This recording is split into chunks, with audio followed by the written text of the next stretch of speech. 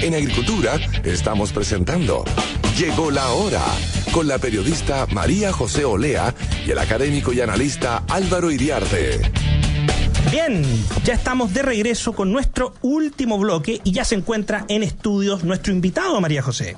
Sí, porque nos acompaña el día de hoy José Carlos Mesa, diputado republicano por el Distrito 9, para hablar de diversos temas.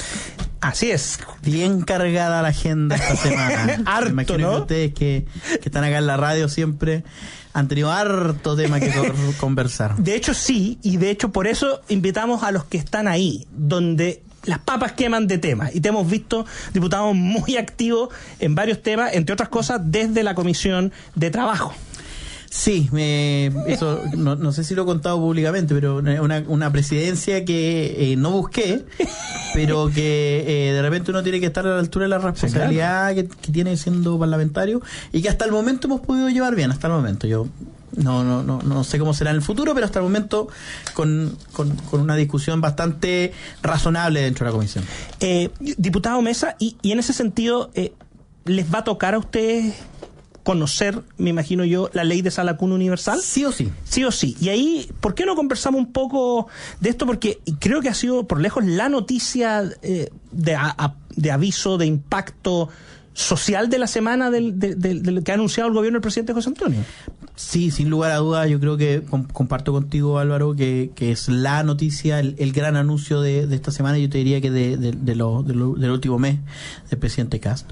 Es un tema que en grandes líneas reúne mucho consenso. Hay mucho consenso en qué cosa. Voy a partir por los consensos y después nos vamos a los disensos. Me parece fantástico a mí. Y después vamos a los disensos. El consenso hay, por ejemplo, en la eliminación de la discriminación bastante inexplicable al día de hoy, que se mantenía en el artículo 203 del Código del Trabajo. En términos simples, para la gente que lo está escuchando, una empresa está obligada a contratar el servicio de sala cuna o a tener sala cuna si es que tiene 20 o más trabajadoras.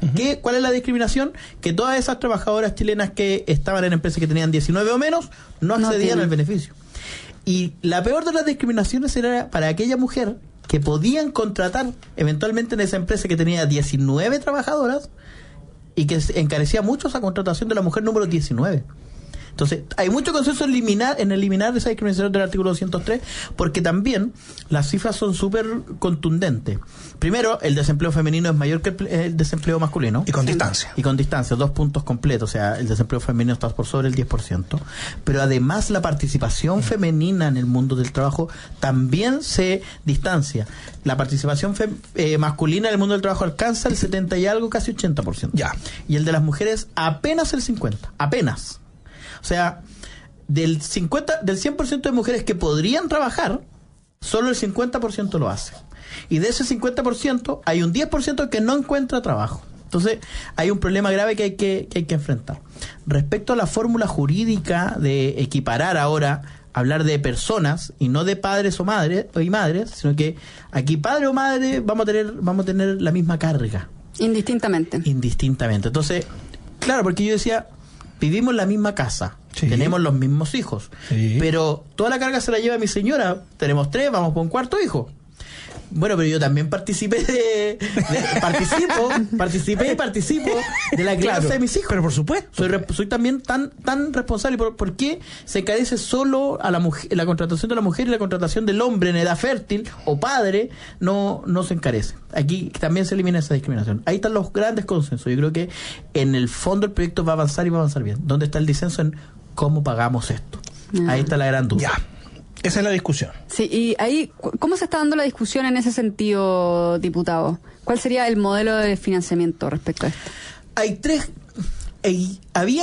Existían 3 grandes modelos de financiamiento de un proyecto como la Sala Cuna Universal. Y el ministro Raúl nos sorprendió con una fórmula ecléctica. ¿Cuáles eran las fórmulas tradicionales? 1, cargo 100% del empleador. Sí. Que era lo que venía en el proyecto originalmente de Boric. Que es lo que siempre se cuestiona, que se transforma en la práctica en un impuesto al trabajo encubierto. Básicamente lo que hace es encarecer el costo de la contratación, los costos laborales. Ya. Y con costos laborales ya encarecidos. O sea, nosotros tuvimos la discusión de salario mínimo y todos coincidieron, algunos con mayor fuerza, otros con menor fuerza, pero académicos, funcionarios de gobierno, y representantes del mundo de la empresa y del trabajo. Incluso la CUT lo reconoció. Ya. Con menor fuerza, por supuesto, lo matizaron, pero reconocieron que se han encarecido los costos laborales. La segunda fórmula que se pensaba que existía era que esto fuera completamente cargo al trabajador, ya, ¿cierto? Con un aumento de cotización, pero 100% de cargo al trabajador. Ahí obviamente desde el mundo sindical había una oposición férrea.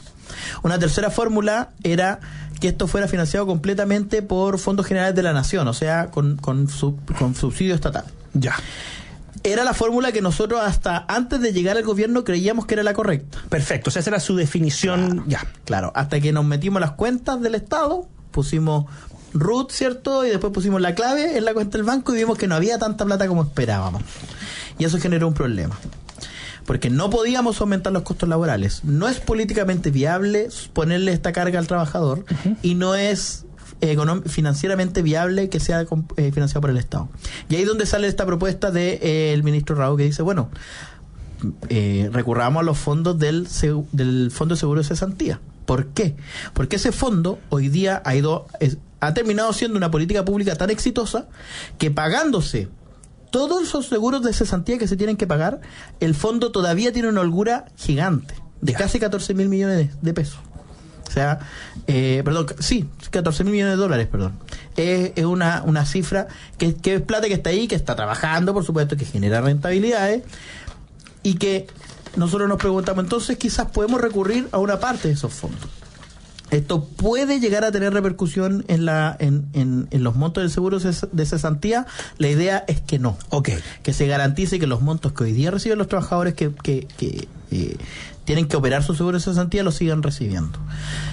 Y a su vez, el costo total de la Sala Cuna Universal, si es que aumenta por sobre lo que puede financiar este recorte que se le hace, esta sacada que se le hace al seguro de cesantía, lo financia el Estado con fondos generales de la nación. Nunca lo van a pagar los trabajadores con un aumento del costo laboral para los trabajadores, nunca lo van a pagar los empresarios con un aumento del costo laboral para los empresarios. Yo creo que es la fórmula más razonable. No es la perfecta, no es la que a todos nos gustaría, pero es la que podemos hacer hoy día. Y ahí en ese sentido también da cuenta, diputado, de cuando usted dice, llegó el ministro Rau con una propuesta ecléctica, pero también da cuenta de la voluntad del gobierno del presidente Kast de impulsar la Sala Cuna Universal. Entonces, se está tratando de romper el molde, se está tratando de pensar fuera de la caja de alguna manera, ¿o no? Sí. En materia de financiamiento, porque el otro compromiso está claro, o sea... ¿Saben lo que yo creo que va a generar? Lo que yo creo que se va a generar es que finalmente esto va a aprobarse. Y va a aprobarse con la fórmula del gobierno. ¿Por qué? Porque... hay ciertos grupos, partidos y algunos parlamentarios en el Congreso, sobre todo en la Cámara de Diputados, no tanto en el Senado, pero en el Senado también existen, que tienen un nivel de intransigencia que nunca le van a dar nada al gobierno, o sea, le van a negar la sal y el agua, y eso hay que darlos por descontado. Son votos perdidos. Son votos perdidos. Veamos, por ejemplo, el proyecto que presentó el gobierno para la autorización de deuda de los 6.200 millones de dólares. Se alcanzó con una votación, creo que eran 90 o 92 votos, no me acuerdo muy bien. Bueno, todos esos que no son esos 90 y tantos votos son los que, a pesar de que saben que necesitamos la plata y que no hay por dónde sacarla, dijeron, bueno, ustedes arréglensela, nosotros se los negamos. Esos son los intransigentes. Pero hay un grupo importante dentro de la centroizquierda, que yo creo que sí, que es bueno destacarlo, que está disponible a escuchar al gobierno y va a estar disponible, creo yo, a decir, mire, estamos de acuerdo con el fondo, estamos de acuerdo con la fórmula jurídica, no estamos tan de acuerdo con el financiamiento, pero sabemos que no hay otra forma de financiarlo. Yo creo que eso va a pasar, y un proyecto como Sala Cuna debiese aprobarse, yo creo que entre los 90 y los 100 votos en la Cámara de Diputados. Yo sé que esto queda grabado, así que en el futuro todo podrá ser usado. Puede revisarlo ambos podrán después decirme, diputado no la chuntó o diputado la chuntó. Depende, si le acierta medio a medio, no te vamos a presentar como diputado José Carlos Mesa, el pitonizo, el pitonizo de Elige Comuna, Cerro Navia, Recoleta, Renca, Conchalí, está normal, Lo Prado, Huechuraba o Independencia. Así es. Estoy tomando un riesgo. pero es parte del tema.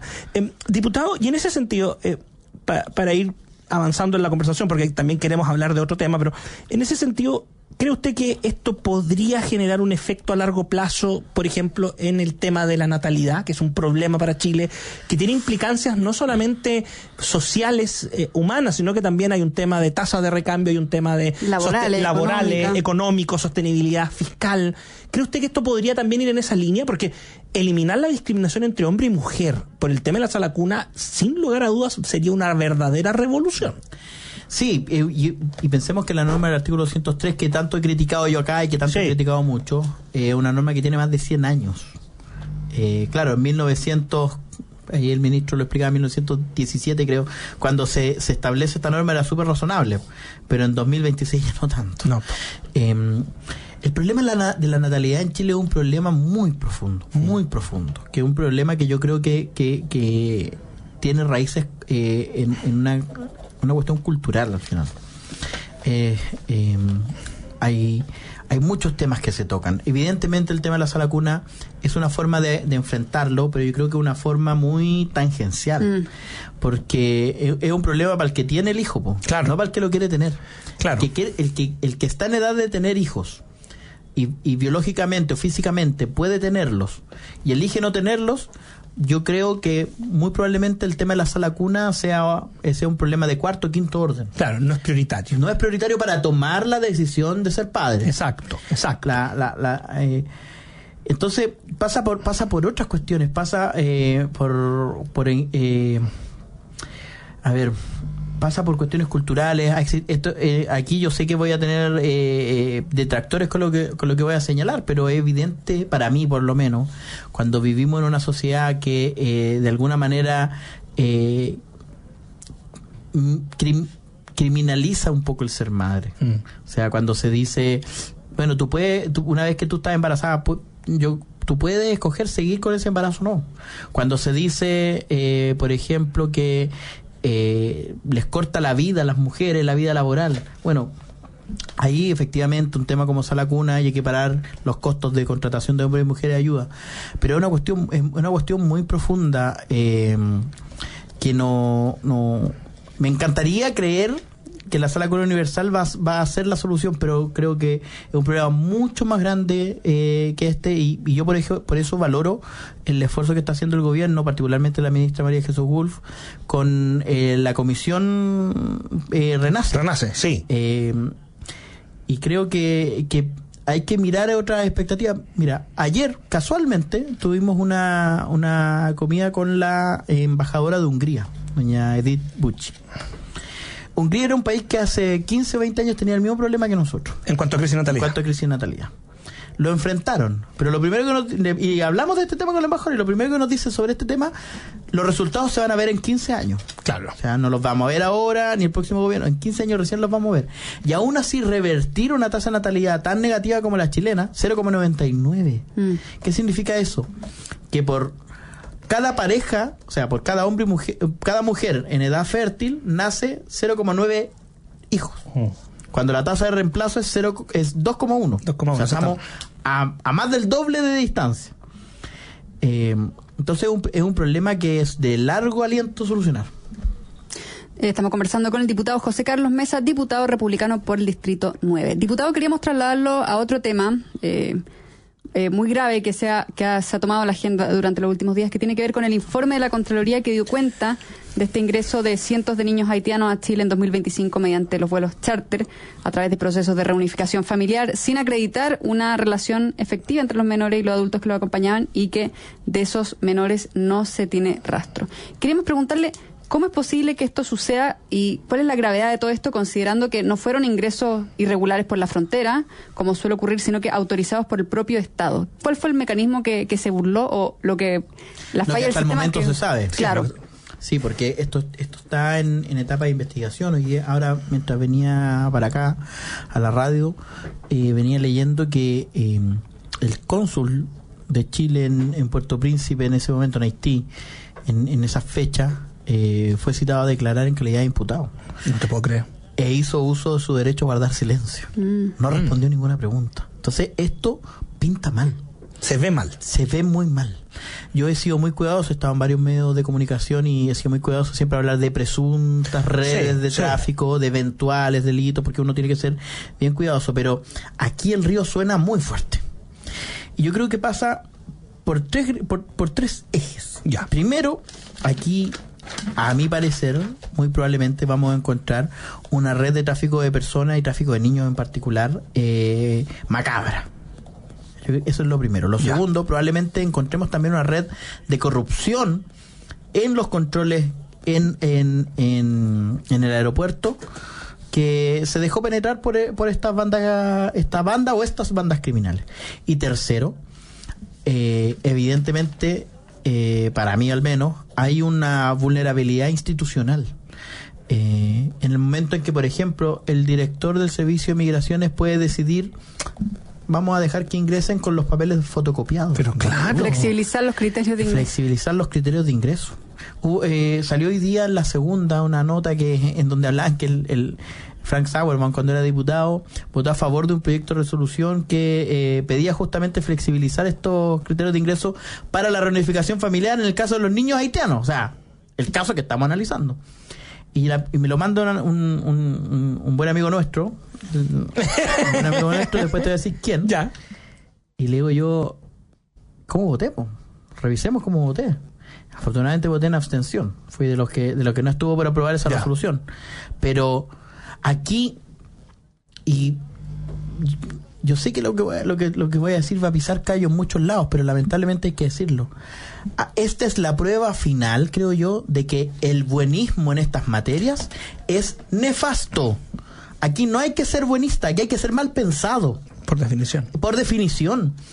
Yo voy a buscar y lo voy a subir a mis redes sociales, un discurso que di yo respecto del control fronterizo en el Congreso hace algunos años atrás, donde yo decía: ustedes nos dicen que queremos cerrar la frontera, le cuestionaba yo a la izquierda.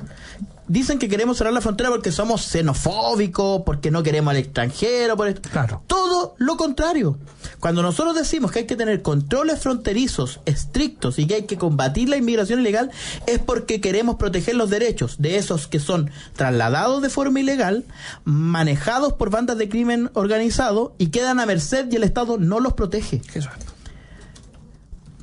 Yo lo decía, y tengo que ser bien honesto en eso, no pensando en este caso porque no tenía los antecedentes. No, en la cruce de frontera. Pero sí lo decía en muchos casos de inmigrantes ilegales que llegaron a mi conocimiento de manera siempre, nunca directa, yo le podría dar nombres, pero que nos decían: mira, aquí entran tantas personas que están ilegales y una célula del Tren del Agua al final los tiene casi que de rehenes, po. Eso es. Son extorsionados, son muchas mujeres que son traídas y a mí me tocó hablar con comisarios de PDI sobre este tema y sobre estas investigaciones por redes de prostitución donde las tienen en calidad de semi-esclavitud. Entonces, cuando nosotros decimos que hay que tener un control estricto en nuestra frontera y una política migratoria estricta, es para proteger al que quiere entrar a Chile. No es porque no queramos que entre, es porque queremos que entre y se respeten sus derechos. Este caso demuestra justamente que cuando tenemos controles laxos, cuando somos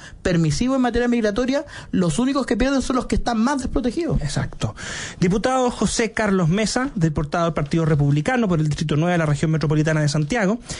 Muchas gracias por acompañarnos. Se pasó volando el bloque, se nos acaba el programa. Eso mismo estaba viendo. Pero de seguro vamos a seguir conversando de esto. Y ustedes no se despeguen de la sintonía de Radio Agricultura. Y vamos a conversar del 5-0 de Canadá a Qatar. Pero ahora viene el partido Deportes en Agricultura, porque viene Universidad de Chile versus O'Higgins. No se lo pierda por partidazo. Radio Agricultura. Por eso nos vamos antes, familia. Nos vamos antes, pero nos vemos mañana. Es un honor salir antes del programa para escuchar un partido como ese.